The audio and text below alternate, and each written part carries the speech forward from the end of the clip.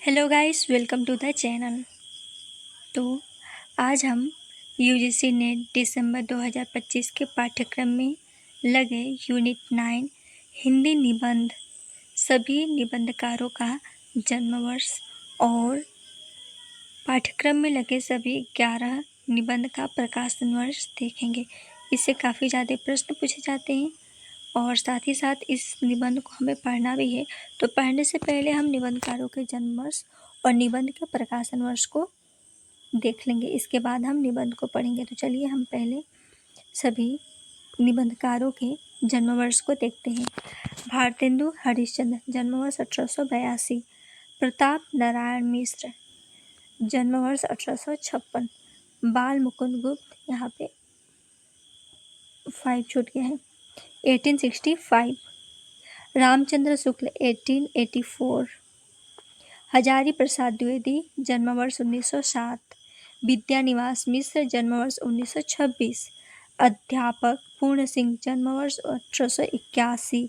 कुबेर नाथ राय 1935 जन्म वर्ष। आगे बढ़ते हैं। विवेकी राय जन्म वर्ष 1924। नामवर सिंह जन्म वर्ष 1926।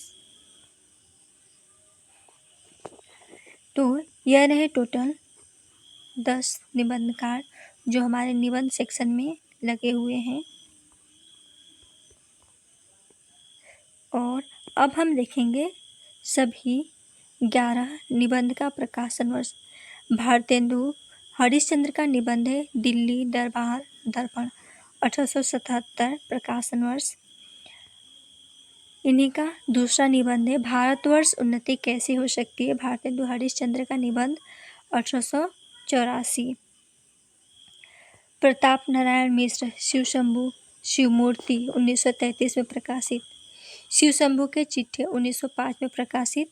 बाल मुकुंद गुप्त का निबंध भारत मित्र पत्रिका में प्रकाशित।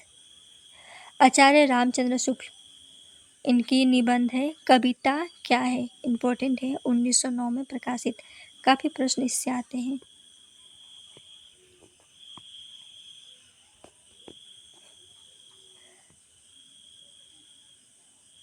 हजारी प्रसाद द्विवेदी नाखून क्यों बढ़ते हैं, 1951 में प्रकाशित। हजारी प्रसाद द्विवेदी का निबंध नाखून क्यों बढ़ते हैं 1951 में प्रकाशित। मेरे राम का मुकुट भीग गया 1994 में विद्यानिवास मिश्र का निबंध 1994 में प्रकाशित। मजदूरी और प्रेम 1912 में प्रकाशित। अध्यापक पूर्ण सिंह का निबंध। कुबेरनाथ राय का निबंध उत्तरा फाल्गुनी के आसपास 1973 में प्रकाशित। उठ जाग मुसाफिर 2012 में प्रकाशित। विवेकी राय का निबंध संस्कृति और सौंदर्य 1982 में प्रकाशित। नामवर सिंह का निबंध। तो यह रहे कुल हमारे पाठ्यक्रम में लगे हुए सभी 11 निबंध और 10 निबंधकारों का जन्म वर्ष और प्रकाशन वर्ष निबंध का। तो चलिए हम अगली कक्षा में मिलते हैं। अगली कक्षा में हम कहानी और निबंध को पढ़ेंगे। साथ ही साथ अन्य जो यूनिट है गद्य विधाएं, अन्य गद्य विधाएं और हिंदी साहित्य का इतिहास, तो हिंदी साहित्य के इतिहास से हम कालक्रम को देखेंगे। तो चलिए हम मिलते हैं अगली कक्षा में। धन्यवाद।